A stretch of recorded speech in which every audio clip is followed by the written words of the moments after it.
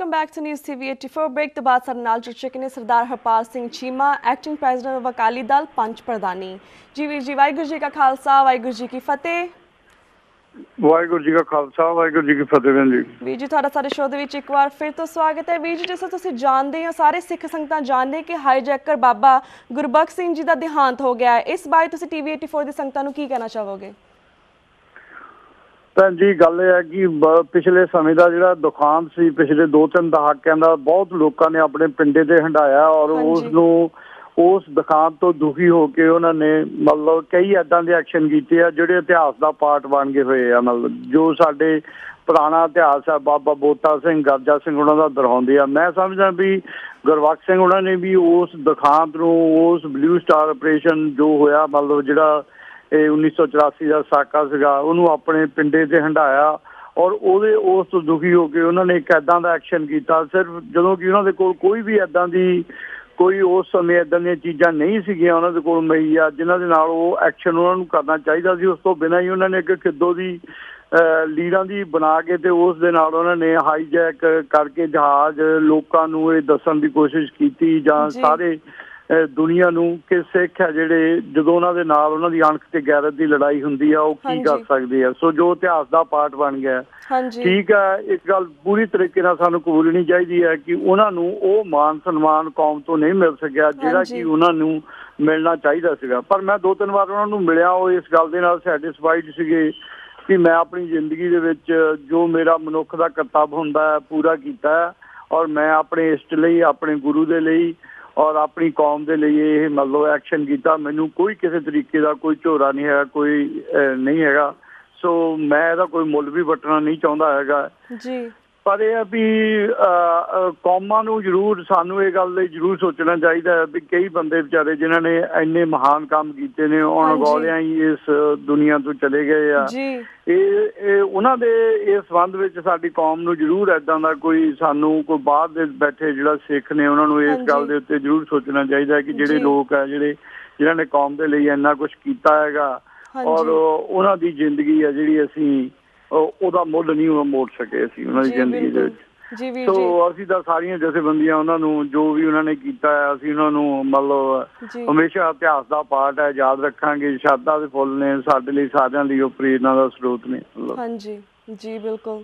ਤੇ ਵੀਰ ਜੀ ਕਾਫੀ ਅਫਸੋਸ ਦੀ ਗੱਲ ਹੈ ਕਿ ਸਾਡਾ ਸਿੱਖ ਪੰਥ ਦਾ ਇੱਕ ਹੋਰ ਹੀਰੋ ਚੜਾਈ ਚੜ ਗਿਆ ਹੈ ਵੀਰ ਜੀ ਉਹਨਾਂ ਨੇ ਆਪਣੀ ਪੂਰੀ ਜ਼ਿੰਦਗੀ ਸਿੱਖ ਕੌਮ ਦੇ ਹਵਾਲੇ ਕਰ ਦਿੱਤੀ ਤੇ ਆਪਣੀ ਪੂਰੀ ਫੈਮਿਲੀ ਵੀ ਸਿੱਖ ਕੌਮ ਦੇ ਹਵਾਲੇ ਕਰ ਦਿੱਤੀ ਵੀਰ ਜੀ ਇਸ ਦੇ ਨਾਲ ਹੀ ਅਸੀਂ ਬਾਕੀ ਹੀਰੋਆਂ ਦੇ ਬਾਰੇ ਵੀ ਗੱਲਬਾਤ ਕਰਾਂਗੇ ਜਿਸ ਤਰ੍ਹਾਂ ਪ੍ਰੋਫੈਸਰ ਭੁੱਲਰ ਭਾਈ ਦਲਜੀਤ ਸਿੰਘ ਤੇ ਭਾਈ ਕੁਲਬੀਰ ਸਿੰਘ ਬੜਾ ਪਿੰਡ ਦੇ ਇਹਨਾਂ ਦੇ ਕੇਸਾਂ ਦੀ ਕੀ ਅੱਜ ਕੱਲ੍ਹ ਅਪਡੇਟ ਹੈ ਇਸ ਬਾਰੇ ਵੀ ਸਾਡੀ ਸਿੱਖ ਸੰਗਤਾਂ ਨੂੰ ਦੱਸੋ ਦੇਖੋ ਪ੍ਰੋਫੈਸਰ ਦਵਿੰਦਰਪਾਲ ਭੁੱਲਰ ਹੋਣਾ ਦੇ ਜੋ ਲਾਸਟ ਅਪਡੇਟ ਹੈ ਇਹ ਹੈ ਕਿ ਮਤਲਬ ਗਵਰਨਮੈਂਟ ਨੇ ਉਹਨਾਂ ਦੀ ਜਿਹੜੀ ਮੈਡੀਕਲ ਰਿਪੋਰਟ ਸੀਗੀ ਉਹ ਮੰਗੀ ਸੀਗੀ ਔਰ ਇੱਕ ਪੈਨਲ ਬਣਾਇਆ ਸੀਗਾ ਉਸ ਪੈਨਲ ਨੇ ਉਹਨਾਂ ਨੂੰ ਰਿਮਾਈਂਡ ਕਰਕੇ 2 ਵਾਰੀ ਆਪਣੀ ਰਿਪੋਰਟ ਹੈ ਜਿਹੜੀ ਉਹ ਸਬਮਿਟ ਕਰ ਦਿੱਤੀ ਆ ਜੋ ਮਤਲਬ ਮੀਡੀਆ ਦੇ ਵਿੱਚ ਖਬਰ ਆਈ ਹੈ ਉਹ ਇਹ ਸੀਗੀ ਕਿ ਪੈਨਲ ਡਾਕਟਰਸ ਨੇ ਇਹ ਗੱਲ ਕਹੀ ਹੈ ਵੀ ਉਹ ਫਿੱਟ ਨਹੀਂ ਹੈਗਾ ਇਸ ਸਮੇਂ ਦੇ ਉੱਤੇ ਉਹਨੂੰ ਕੁਛ ਨਹੀਂ ਪਤਾ ਲੱਗਦਾ ਕਿ ਉਹਨਾਂ ਦਾ ਕੀ ਵਾਪਰ ਰਹੀ ਹੈ ਇਹਨਾਂ ਨੂੰ ਦੁਬਾਰਾ ਰਿਮਾਈਂਡ ਕਰਨ ਦੀ ਜ਼ਰੂਰਤ ਹੈ ਹੁਣ ਕੱਲ੍ਹ ਹੀ ਅਸੀਂ ਪ੍ਰੋਫੈਸਰ ਭੁੱਲਰ ਦੇ ਮਾਤਾ ਉਹਨਾਂ ਨਾਲ ਵੀ ਗੱਲ ਕੀਤੀ ਦਿੱਲੀ ਸੀਗੇ ਤੇ ਮਤਲਬ ਮੈਂ ਇਹ ਸੋਚਦਾ ਸੀਗਾ ਵੀ ਜਿਹੜੀ ਇਸ ਰਿਪੋਰਟ ਹੈ ਜਿਹੜੀ ਉਹਨਾਂ ਨੇ ਇੱਕ ਲੈਫਟੀਨੈਂਟ ਗਵਰਨਰ ਤੋਂ ਜੇਲ੍ਹ ਅਥਾਰਟੀ ਨੂੰ ਤੇ ਹੋਮ ਡਿਪਾਰਟਮੈਂਟ ਨੂੰ ਭੇਜੀ ਆ ਡਾਕਟਰਾਂ ਨੇ ਅਸੀਂ ਸੋਚਦੇ ਹਾਂ ਕਿ ਉਹਦੀ ਮੰਗ ਕੀਤੀ ਜਾਣੀ ਚਾਹੀਦੀ ਆ ਉਹ ਜਿਹੜੀ ਰਿਪੋਰਟ ਆ ਡਾਕਟਰਾਂ ਦੀ ਉਹਦੀ ਫੈਮਿਲੀ ਨੂੰ ਵੀ ਮਿਲਣੀ ਚਾਹੀਦੀ ਆ ਉਹਦੀ ਵਾਈਫ ਨੂੰ ਮਿਲਣੀ ਚਾਹੀਦੀ ਆ ਉਹਦੀ ਮਾਤਾ ਨੂੰ ਮਿਲਣੀ ਚਾਹੀਦੀ ਉਹਦੇ ਘਰਦਿਆਂ ਨੂੰ ਮਿਲਣੀ ਚਾਹੀਦੀ ਆ ਤਾਂ ਕਿ ਉਹ ਦੇਖ ਸਕਣ ਕਿ ਉਹਨਾਂ ਦੀ ਜਿਹੜੀ ਮੈਡੀਕਲ ਅਪਡੇਟ ਆ ਕੀ ਆ ਮਤਲਬ ਕੀ ਹੈਗੇ ਆ ਇਸ ਸੰਬੰਧ ਵਿੱਚ ਅਸੀਂ ਕੁਛ ਦੇਖ ਰਹੇ ਹਾਂ ਆਉਣ ਵਾਲੇ ਦਿਨਾਂ ਦੇ ਵਿੱਚ ਵੀ ਕਿਸ ਤਰੀਕੇ ਦੇ ਨਾਲ ਅੱਗੇ ਪ੍ਰੋਸੀਡ ਕੀਤਾ ਜਾਣਾ ਚਾਹੀਦਾ ਹੈ ਕੁਲਬੀਰ ਸਿੰਘ ਉਹਨਾਂ ਦੀ ਤੇ ਦਲਜੀਤ ਸਿੰਘ ਉਹਨਾਂ ਦੀ ਗੱਲ ਜਿੱਥੇ ਤੱਕ ਰਹੀ ਆ ਉਹਨਾਂ ਦੀ ਤਰੀਕਾਂ ਹੈਗੀਆਂ ਨੇ ਇਸ ਵੀਕ ਦੇ ਫਸਟ ਵੀਕ ਜੀ ਸੈਪਟੰਬਰ ਦੇ ਉਹਨਾਂ ਦੀਆਂ ਬੇਲ ਐਪਲੀਕੇਸ਼ਨ ਲੱਗੀਆਂ ਹੋਈਆਂ ਨੇ ਹਾਈ ਕੋਰਟ ਦੇ ਵਿੱਚ ਉਹਨਾਂ ਦੇ ਕੇਸਾਂ ਦੀਆਂ ਸੋ ਦੇਖਦੇ ਹਾਂ ਇੱਕ 3 ਤਰੀਕ ਹੈ ਕੁਲਬੀਰ ਸਿੰਘ ਉਹਨਾਂ ਦੀ 10 ਤਰੀਕ ਹੈ ਕਿ ਕਿਸ ਤਰੀਕੇ ਦੇ ਨਾਲ ਜਿਹੜਾ ਬੈਂਚ ਹੈ ਉਹਨਾਂ ਦੀ ਬੇਲ ਐਪਲੀਕੇਸ਼ਨ ਨੂੰ ਡਿਸਾਈਡ ਕਰਦਾ ਹੈਗਾ ਅਗਰ ਉਹ ਦੇ ਦਿੰਦੇ ਆ ਬਿੱਲ ਤੇ ਉਹ ਤੇ ਸ਼ਾਇਦ ਇਸ ਮਹੀਨੇ ਦੇ ਵਿੱਚ ਹੀ ਬਾਹਰ ਆ ਜਾਣਗੇ ਸੋ ਉਹਨਾਂ ਦੀ ਤਾਂ ਅਪ ਟੂ ਡੇਟ ਇਹ ਆ ਇਹ ਸਾਰੇ ਝੂਠੇ ਆ ਗਵਾਹੀਆਂ ਕੋਈ ਹੈ ਨਹੀਂ ਗਿਆ ਨਾ ਉਹਨਾਂ ਦੇ ਕੋਲ ਐਵੇਂ ਮੈਨੂਪਲੇਟ ਕੀਤੇ ਹੋਏ ਆ ਪੁਲਿਸ ਨੇ ਮਤਲਬ ਕੇਂਦਰ ਸਰਕਾਰ ਨੇ ਸਿਰਫ ਉਹਨਾਂ ਨੂੰ ਅੰਦਰ ਰੱਖਣ ਦੇ ਲਈ। ਜੀ ਸੋ ਕਿਸ ਤਰੀਕੇ ਨਾਲ ਹਾਈ ਕੋਰਟ ਦੇ ਬੈਂਚ ਲੈਂਦੇ ਆ, ਸੋ ਦੇਖਦੇ ਆ ਜੀ ਆਉਣ ਵਾਲੇ ਸਮੇਂ ਦੇ ਵਿੱਚ ਉਹਨਾਂ ਦੇ ਸੰਬੰਧ ਵਿੱਚ ਕੀ ਬਣਦਾ। ਇਸ ਵੀਕ ਦੇ ਵਿੱਚ ਹੀ ਪਤਾ ਲੱਗ ਜਾਣਾ, ਜਿਹੜਾ ਫਸਟ ਵੀਕ ਆਫ ਸੈਪਟੰਬਰ ਹੈ ਜੀ। ਹਾਂਜੀ। ਤੇ ਵੀਰ ਜੀ, ਇੱਕ ਕੇਸ ਹੋਰ ਸਾਹਮਣੇ ਆਇਆ ਕਿ ਅੱਜ ਕੱਲ੍ਹ ਹਿੰਦੂ ਸਾਧੂ ਬਲਾਤਕਾਰੀ ਆਸਾ ਰਾਮ ਦੀ ਇੱਕ ਚੇਲੀ ਵੱਲੋਂ ਸਿੱਖ ਗੁਰੂ ਸਾਹਿਬਾਨ ਤੇ ਕੀਤੇ ਗਏ ਨਰਾਦਰ ਦੇ ਬਾਰੇ ਚਰਚਾ ਹੈ। ਇਸ ਬਾਰੇ ਤੁਹਾਡੇ ਕੀ ਵਿਚਾਰ ਨੇ, ਇਹ ਵੀ ਸਾਡੀ ਸਿੱਖ ਸੰਗਤਾਂ ਨੂੰ ਦੱਸੋ। ਦੇਖੋ, ਅਸੀਂ ਸਾਡੀ ਪਾਰਟੀ ਇਹ ਪੂਰੇ ਤਰੀਕੇ ਦੇ ਨਾਲ ਫੀਲ ਕਰਦੀ ਹੈ ਕਿ ਇਹ ਜਿੰਨੇ ਵੀ ਇੱਦਾਂ ਦੇ ਇਹ ਆਸ਼ਰਮ ਬਣੇ ਹੋਏ ਨੇ, ਚਾਹੇ ਉਹ ਪੰਜਾਬ ਦੀ ਧਰਤੀ ਦੇ ਹੋਣ, ਚਾਹੇ ਉਹ ਹਿੰਦੁਸਤਾਨ ਦੇ ਕਿਸੇ ਵੀ ਹੋਰ ਪਾਰਟ ਦੇ ਉੱਤੇ ਹੋਣ, ਇਹ ਸਾਰੇ ਹੀ ਹਿੰਦੁਸਤਾਨ ਦਾ ਜਿਹੜਾ ਪੋਲੀਟੀਕਲ ਤੰਤਰ ਹੈ ਇਹਦੀ ਦੇਣ ਹੈ। ਔਰ ਇਹ ਸਦੀਆਂ ਤੋਂ ਹੀ, ਪਿਛਲੇ ਸਮੇਂ ਤੋਂ ਹੀ ਅੱਜ ਵੀ ਹਿੰਦੁਸਤਾਨ ਨੂੰ ਧਾਰਮਿਕ ਖੇਤਰ ਦੇ ਵਿੱਚ ਲੋਕਾਂ ਨੂੰ ਵੰਡ ਕੇ, ਉਹਨਾਂ ਦੇ ਧਰਮਾਂ ਨਾਲ ਤੋੜ ਕੇ, ਧਰਮ ਦੀ ਸ਼ਕਤੀ ਨੂੰ ਘਟਾ ਕੇ ਇਹਨੂੰ ਵੋਟਾਂ 'ਚ ਕਨਵਰਟ ਕਰਕੇ ਜਿਹੜਾ ਹਿੰਦੁਸਤਾਨ ਦਾ ਪੋਲੀਟੀਕਲ ਰਾਜਨੀਤੀ ਮਤਲਬ ਉਹ ਆਪਣੀ ਜਿਹੜੀ ਸਰਕਾਰਾਂ ਜਿਹੜੀਆਂ ਚਲਾਉਂਦੇ ਆ ਰਹੇ ਆ। ਸੋ ਇਹ ਜਿਹੜੇ ਜਿੰਨੇ ਵੀ ਇਹ ਬਣਾਏ ਹੋਏ ਆ, ਇਹ ਸਮਾਜ ਦੇ ਲਈ ਸਭ ਤੋਂ ਵੱਡਾ ਕਲੰਕ ਨੇ। ਇਹ ਸਿਰਫ ਇਹਨਾਂ ਨੇ ਆਪਣੀਆਂ ਵੋਟਾਂ ਨੂੰ ਇਕੱਠਾ ਕਰਨ ਦੇ ਲਈ ਬਣਾਏ ਆ, ਤੇ ਇਹ ਹੁਣ ਇਹਨਾਂ ਨੂੰ ਹੀ ਪੈ ਰਹੇ ਆ ਸਾਰੇ ਰਲ ਮਿਲਾ ਕੇ। ਸਰਕਾਰ ਦਾ ਹੀ ਇਹਨਾਂ ਨੇ ਸਤਿਆਨਾਸ਼ ਕੀਤਾ, ਕਾਨੂੰਨ ਨੂੰ ਤੋੜ ਰਹੇ ਨੇ। ਮੇਰੇ ਖਿਆਲ ਦੇ ਵਿੱਚ ਸੈਂਕੜਿਆਂ ਦੇ ਜਾਂ ਹਜ਼ਾਰਾਂ ਦੇ ਤਾਦਾਦ ਦੇ ਵਿੱਚ ਸਾਰੇ ਹਿੰਦੁਸਤਾਨ 'ਚ ਇੱਦਾਂ ਦੇ ਇਹ ਡੇਰੇ ਹੋਣਗੇ, ਔਰ ਉਹ ਜਿਹੜੇ ਡੇਰਿਆਂ ਦੇ ਮੁਖੀ ਨੇ ਉਹਨਾਂ ਦੇ ਉੱਤੇ ਬਲਾਤਕਾਰ ਦੇ ਔਰ ਉਹਨਾਂ ਦੇ ਉੱਤੇ ਰੇਪ ਦੇ, ਮਰਡਰ ਦੇ ਕੇਸਿਸ ਚੱਲ ਰਹੇ ਆ। ਔਰ ਸਰਕਾਰ ਹੈ ਜਿਹੜੀ ਇਹ ਮੂੰਹ ਚੱਕ ਕੇ ਦੇਖ ਰਹੀ ਹੈ, ਮਤਲਬ ਇਸ ਗੱਲ ਦੀ ਦੇਖ ਰਹੀ ਹੈ। ਉਹਨਾਂ ਨੂੰ ਇਸ ਗੱਲ ਦਾ ਕੁਛ ਨਹੀਂ ਹੈਗਾ। ਇਹ ਜਿਹੜੇ ਮਤਲਬ ਆਪਣੇ ਜਿੱਦਾਂ ਹੁਣ ਤੁਸੀਂ ਕਹਿੰਦੇ ਆ ਵੀ ਉਹ ਚੇਲੀ ਨੇ ਉਹਦੀ ਨੇ ਗੁਰੂ ਨਾਨਕ ਦੇਵ ਜੀ ਦੇ ਬਰਖਲਾਫ ਸ਼ਬਦ ਬੋਲੇ ਆ। ਗੁਰੂ ਸਾਹਿਬ ਇਸ ਲਕਾਈ ਦੇ ਪੈਗੰਬਰ ਨੇ, ਮਤਲਬ ਸਾਰੇ ਧਰਮ ਹੈ ਜਿਹੜੇ ਉਹਨਾਂ ਨੂੰ ਸਰਵਸ਼੍ਰੇਸ਼ਟ ਪੈਗੰਬਰ ਸਮਝਦੇ ਨੇ। ਅਸੀਂ ਸੋਚਦੇ ਹਾਂ ਵੀ ਪਰ ਮਨੁੱਖ ਨੇ ਉਹ ਜਿਹੜੇ ਇਸ ਧਰਤੀ ਤੇ ਆਣ ਕੇ ਉਹਨਾਂ ਨੇ ਲਕਾਈ ਨੂੰ ਮਤਲਬ ਇੱਥੇ ਰਹਿਣ ਦਾ ਰਸਤਾ ਦਿਖਲਾਇਆ। ਏਦਾਂ ਦੀਆਂ ਜਨਾਨੀਆਂ ਜਾਂ ਏਦਾਂ ਦੇ ਲੋਕਾਂ ਦੇ ਦੀਆਂ ਕੀਤੀਆਂ ਟਿੱਪਣੀਆਂ ਉਹਨਾਂ ਦਾ ਕੁਛ ਨਹੀਂ ਵਿਗਾੜ ਸਕਦੀਆਂ ਹੈਗੀਆਂ। ਪਰ ਇਹ ਆ ਵੀ ਸਰਕਾਰਾਂ ਨੂੰ ਇਹ ਦੇਖਣਾ ਚਾਹੀਦਾ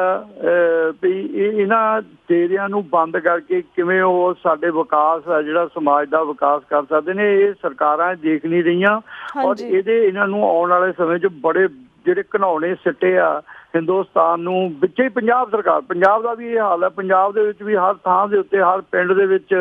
ਆਲਮੋਸਟ ਹਰੇਕ 5 ਕਿਲੋਮੀਟਰ 'ਚ ਏਦਾਂ ਦਾ ਤੁਹਾਨੂੰ ਡੇਰਾ ਮਿਲ ਜੂਗਾ ਜਿਹੜਾ ਆਪਣੇ ਆਪ ਨੂੰ ਗੁਰੂ ਸਾਹਿਬਾਨ ਦੇ ਮੁਕਾਬਲੇ ਦੇ ਵਿੱਚ ਗੁਰੂ ਦੇ ਤੌਰ ਤੇ ਸਥਾਪਿਤ ਕਰਨ ਲੱਗਿਆ ਹੋਇਆ ਹੈਗਾ।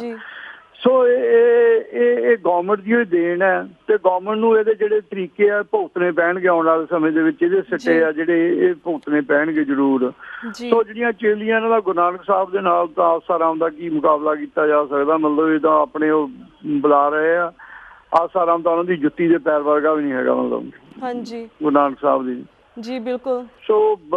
ਕੋਈ ਨਹੀਂ, ਆਪਾਂ ਨੂੰ ਨਹੀਂ ਇੱਦਾਂ ਦੇ, ਮੇਰੇ ਖਿਆਲ 'ਚ ਸਿੱਖ ਕੌਮ ਨੂੰ ਨਹੀਂ ਇੱਦਾਂ ਦੇ ਚੱਕਰਾਂ ਦੇ ਵਿੱਚ ਪੈਣਾ ਚਾਹੀਦਾ। ਆਪਾਂ ਨੂੰ ਕੋਈ ਇਹਦਾ ਨਹੀਂ ਬਖਲਾਟ ਚਾਣ ਕੇ ਆਪਾਂ ਨੂੰ ਕੋਈ ਇਹਦਾ ਜਵਾਬ ਨਹੀਂ ਦੇਣਾ ਚਾਹੀਦਾ ਹੈਗਾ। ਕੋਈ ਚੱਕਰ ਨਹੀਂ, ਏਦਾਂ ਦੇ ਕੰਮ ਇਹ ਸਰਕਾਰਾਂ ਕਰਾਉਂਦੀਆਂ ਤੇ ਇਹਨਾਂ ਨੇ ਕਰਵਾਈ ਜਾਣੇ ਆ, ਹੋ ਹੀ ਜਾਣੇ, ਔਰ ਪੈਣੇ ਇਹਨਾਂ ਨੂੰ ਪੁੱਠੇ ਹੀ ਆ ਇਸ ਸਮਾਜ ਦੇ ਵਿੱਚ ਇਸ ਗੱਲ ਦੇ ਲਈ। ਜੀ ਬਿਲਕੁਲ। ਤੇ ਵੀਰ ਜੀ, ਇੱਕ ਹੋਰ ਕੇਸ ਸਾਹਮਣੇ ਆਇਆ ਕਿ ਜਿਸ ਵਿੱਚ ਨਾ ਸ਼੍ਰੋਮਣੀ ਕਮੇਟੀ ਦੇ ਪ੍ਰਧਾਨ ਅਵਤਾਰ ਸਿੰਘ ਮੱਕੜ ਨੇ ਕਿਹਾ ਹੈ ਕਿ ਉਸ ਦੀ ਕੀ ਜ਼ਰੂਰਤ ਹੈ ਕਿ ਉਹ ਪ੍ਰਕਾਸ਼ ਸਿੰਘ ਬਾਦਲ ਜਾਂ ਸੁਖਵੀਰ ਬਾਦਲ ਦੇ ਖਿਲਾਫ ਆਪਣੀ ਜ਼ੁਬਾਨ ਖੋਲ ਸਕੇ। ਤੁਹਾਡਾ ਇਸ ਬਿਆਨ ਬਾਰੇ ਕੀ ਕਹਿਣਾ ਹੈ? ਦੇਖੋ, ਸਾਰੇ ਹੀ ਆਪਾਂ ਸਿੱਖ ਜਿੰਨੇ ਵੀ ਆ, ਜਿਹੜੀ ਸਾਡੀ ਪੋਲੀਟਿਕਸ ਹੈ, ਜਿਹੜਾ ਸਾਡਾ ਅਕਾਲ ਤਖ਼ਤ ਸਾਹਿਬ ਹੈ, ਉਹ ਹਰਿਮੰਦਰ ਸਾਹਿਬ ਦੇ ਸਾਹਮਣੇ ਇਸ ਗੱਲ ਦਾ ਪ੍ਰਤੀਕ ਹੈ। ਮਤਲਬ ਸਾਡੀਆਂ ਕਿਤਾਬਾਂ, ਸਾਡੇ ਵਿਦਵਾਨ ਵੀ ਇਹ ਗੱਲ ਕਹਿੰਦੇ ਆ ਕਿ ਸਿਆਸਤ ਦੇ ਉੱਤੇ ਜਿਹੜਾ ਉਹ ਧਰਮ ਦਾ ਕੁੰਡਾ ਹੋਣਾ ਚਾਹੀਦਾ ਹੈਗਾ। ਪਰ ਅੱਜ ਬਿਲਕੁਲ ਇਸ ਤੋਂ ਉਲਟ ਹੋ ਰਿਹਾ, ਔਰ ਇਹਦਾ ਹੀ ਸਿੱਟਾ ਹੈ ਕਿ ਸਾਡੇ ਧਰਮ ਦੇ ਉੱਤੇ ਸਿਆਸਤ ਦਾ ਕੁੰਡਾ ਹੋ ਗਿਆ। ਮਤਲਬ ਸ਼੍ਰੋਮਣੀ ਗੁਰਦੁਆਰਾ ਪ੍ਰਬੰਧਕ ਕਮੇਟੀ ਦੇ ਜਿਹੜੀ ਅਸਲੀ ਉਹਦੀ ਥਿਊਰੀ ਆ, ਉਹਦਾ ਸਿਧਾਂਤ ਆ, ਜਾਂ ਉਹਦੇ ਕੰਮ ਕਰਨ ਦੇ ਢੰਗ ਤਰੀਕੇ ਨੇ, ਉਹਦੀਆਂ ਕੋਈ ਪਾਲਿਸੀ ਮੈਟਰਸ ਨੇ, ਉਹ ਸਾਰੇ ਉਹੀ ਬਣਾਉਂਦੇ ਨੇ। ਉਹੀ ਉਹ ਇਸ ਗੱਲ ਲਈ ਸਥਾਪਿਤ ਕਰਦੇ ਆ ਕੌਣ ਤਖ਼ਤਾਂ ਦੇ ਜਥੇਦਾਰ ਹੋਣੇ ਚਾਹੀਦੇ ਆ, ਕੌਣ ਸ਼੍ਰੋਮਣੀ ਕਮੇਟੀ ਦਾ ਪ੍ਰਧਾਨ ਹੋਣਾ ਚਾਹੀਦਾ। ਤੇ ਜਿਹੜਾ ਬੰਦਾ ਬਣਾਇਆ ਹੀ ਪ੍ਰਕਾਸ਼ ਸਿੰਘ ਬਾਦਲ ਜਾਂ ਸੁਖਬੀਰ ਬਾਦਲ ਬਣੋ ਹੋਏਗਾ, ਤੇ ਉਹ ਸੱਚੀ ਗੱਲ ਕਹਿੰਦਾ। ਮੈਂ ਤਾਂ ਇਹ ਸਮਝਦਾ ਵੀ ਇਹ ਜੇ ਹੁਣ ਤੱਕ ਇਹ ਝੂਠ ਹੀ ਬੋਲਦਾ, ਇਹਨੇ ਪਹਿਲੀ ਸੱਚ ਬੋਲਿਆ ਇਹ ਗੱਲ ਕਿ ਇਹ ਕਦੇ ਵੀ ਉਹਨਾਂ ਦੇ ਅਗੇਂਸਟ ਇੱਕ ਸ਼ਬਦ ਨਹੀਂ ਮੂੰਹੋਂ ਕੱਢ ਸਕਦਾ। ਉਹਨੂੰ ਇਸ ਗੱਲ ਦਾ ਪਤਾ ਹੈ ਵੀ ਮੈਂ ਬੋਲੂੰਗਾ ਤੇ ਮੈਨੂੰ ਉਦੋਂ ਹੀ ਸ਼ਾਮ ਨੂੰ ਇਹ ਪੋਸਟ ਆ ਜਿਹੜੀ ਛੱਡਣੀ ਪਊਗੀ ਜੀ। ਸੋ ਇਹ ਸਾਡੀ ਤਰਾਸਦੀ ਹੈ ਕਿ ਸਾਡੀ ਸ਼੍ਰੋਮਣੀ ਗੁਰਦੁਆਰਾ ਪ੍ਰਬੰਧਕ ਕਮੇਟੀ ਜਿਹਨੇ ਸਾਡੇ ਧਰਮ ਪ੍ਰਚਾਰ ਦਾ, ਸਾਡੇ ਗੁਰੂ ਸਾਹਿਬਾਨਾਂ ਦੇ ਇਤਿਹਾਸਕ ਗੁਰੂ ਘਰਾਂ ਦੀ ਸੇਵਾ ਸੰਭਾਲ ਦਾ, ਧਰਮ ਪ੍ਰਚਾਰ ਦਾ ਕੰਮ ਕਰਨਾ ਸੀਗਾ, ਅੱਜ ਉਹ ਸਿਆਸਤ ਦੀ ਭੇਟ ਚੜ ਚੁੱਕੀ ਆ। ਔਰ ਉਹ ਸਾਰਾ ਹੀ ਇਹ ਕੰਮ ਛੱਡ ਕੇ ਉਹ ਸਿਰਫ ਬਾਦਲ ਤੇ ਸੁਖਬੀਰ, ਇਹ ਸਾਰੀ ਇਸ ਗੱਲ ਦੇ ਲਈ ਸ਼੍ਰੋਮਣੀ ਗੁਰਦੁਆਰਾ ਪ੍ਰਬੰਧਕ ਕਮੇਟੀ ਦੇ ਮੈਂਬਰ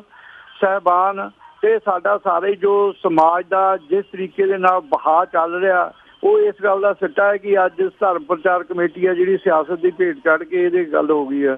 ਔਰ ਮੈਂ ਸਮਝਦਾ ਵੀ ਇਹ ਇੱਕ ਸੱਚੀ ਗੱਲ ਉਹਨੇ ਕਹੀ ਆ, ਉਹ ਬਿਲਕੁਲ ਬੋਲ ਹੀ ਨਹੀਂ ਸਕਦਾ ਇਸ ਗੱਲ ਦੇ ਉੱਤੇ। ਤੇ ਇਹ ਗੱਲ ਹੁਣ ਲੋਕਾਂ ਨੂੰ ਸਾਨੂੰ ਸਮਝਣੀ ਚਾਹੀਦੀ ਆ ਕਿ ਅਸੀਂ ਏਦਾਂ ਦੇ ਬੰਦਿਆਂ ਨੂੰ, ਜੇ ਅਸੀਂ ਸ਼੍ਰੋਮਣੀ ਗੁਰਦੁਆਰਾ ਪ੍ਰਬੰਧਕ ਕਮੇਟੀ ਦਾ ਪ੍ਰਧਾਨ ਐਕਸੈਪਟ ਕਰਨ ਨੂੰ ਤਿਆਰ ਆ ਤੇ ਸਾਡਾ ਹਾਲ ਕੀ ਹੋਏਗਾ, ਸਾਡੇ ਸਮਾਜ ਦਾ ਹਾਲ ਕੀ ਹੋਏਗਾ, ਸਾਡਾ ਧਰਮ ਪ੍ਰਚਾਰ ਕਿੱਦਾਂ ਦਾ ਹੋਏਗਾ, ਸਾਡੇ ਗੁਰਦੁਆਰਿਆਂ ਦਾ ਪ੍ਰਬੰਧ ਕਿਵੇਂ ਦਾ ਹੋਏਗਾ।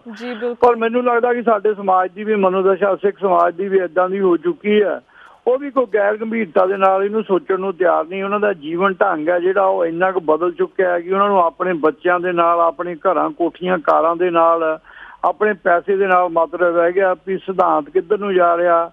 ਸਿੱਖ ਮਸਲੇ ਕਿੱਦਾਂ ਦੇ ਉਲਝੇ ਆ, ਸਾਡੀਆਂ ਕੌਮ ਦੀਆਂ ਮੰਗਾਂ ਦਾ ਕੀ ਹਾਲ ਹੋਇਆ। ਇਹ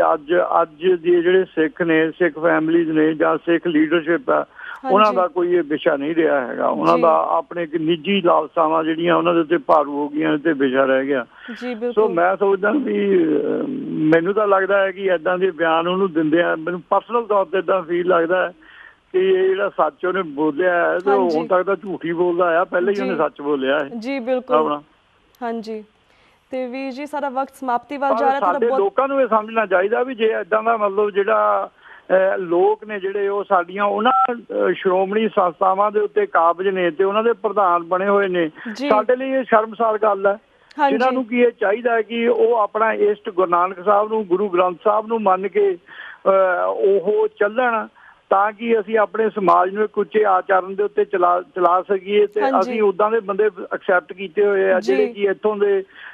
ਜਿਹੜੇ ਸਿਆਸਤਦਾਨ ਨੇ ਉਹਨਾਂ ਨੂੰ ਆਪਣਾ ਮਤਲਬ ਮਾਰਗਦਰਸ਼ਕ ਸਮਝਦੇ ਆ। ਤਾਂ ਸਾਡੇ ਲਈ ਇਹ ਸ਼ਰਮ ਦੀ ਗੱਲ ਹੈ। ਉਹਦੇ ਲਈ ਤਾਂ ਸੱਚ ਹੀ ਬੋਲਣਾ ਆ। ਅਸੀਂ ਇਹਨੂੰ ਕੱਢਣਾ ਕਿਵੇਂ ਆ? ਜੇ ਸਿੱਖ ਸੋਚ ਸਕਣ ਤਾਂ ਚੰਗੀ ਗੱਲ ਹੈ। ਇਸ ਗੱਲ ਦੇ ਲਈ ਵੀ ਏਦਾਂ ਦੇ ਬੰਦਿਆਂ ਨੂੰ ਕਿਵੇਂ ਲਾਂਭੇ ਕਰਨਾ ਚਾਹੀਦਾ ਸਾਨੂੰ। ਜੀ ਬਿਲਕੁਲ ਹਰਪਾਲ ਜੀ। ਵੀਰ ਜੀ ਸਾਡਾ ਵਕਤ ਸਮਾਪਤੀ ਵੱਲ ਜਾ ਰਿਹਾ। ਅੱਜ ਮੈਂ ਤੁਹਾਡੇ ਕੋਲ ਇੱਥੇ ਹੀ ਇਜਾਜ਼ਤ ਲੈਣੀ। ਤੁਹਾਡਾ ਬਹੁਤ ਬਹੁਤ ਸ਼ੁਕਰੀਆ ਕਿ ਤੁਸੀਂ ਆਪਣੇ ਵਿਚਾਰ ਸਾਂਝੇ ਕੀਤੇ ਸਾਡੇ ਸਿੱਖ ਸੰਗਤਾਂ ਦੇ ਨਾਲ। ਅਸੀਂ ਵਕਤ ਨਾਲ ਤੁਹਾਨੂੰ ਫਿਰ ਤੋਂ ਰੂਬਰੂ ਕਰਵਾਉਂਦੇ ਰਵਾਂਗੇ ਸਿੱਖ ਸੰਗਤਾਂ ਨੇ। ਪਰ ਤਦ ਤੱਕ ਲਈ ਮੈਂ ਤੁਹਾਡੇ ਕੋਲ ਇਜਾਜ਼ਤ ਲੈਣੀ ਹਾਂ। ਵਾਹਿਗੁਰੂ ਜੀ ਕਾ ਖਾਲਸਾ, ਵਾਹਿਗੁਰੂ ਜੀ ਕੀ ਫਤਿਹ। ਤੇ ਵੀਰ ਜੀ ਮੈਂ ਤੁਹਾਡੇ ਵੀ ਅੱਜ ਇਜਾਜ਼ਤ ਲੈਣੀ ਹਾਂ। ਕੱਲ ਮਿਲਾਂਗੇ ਸੇਮ ਟਾਈਮ ਸੇਮ ਸ਼ੋ ਤੇ। ਤਦ ਤੱਕ ਲਈ ਵਾਹਿਗੁਰੂ ਜੀ ਕਾ ਖਾਲਸਾ, ਵਾਹਿਗੁਰੂ ਜੀ ਕੀ ਫਤਿਹ।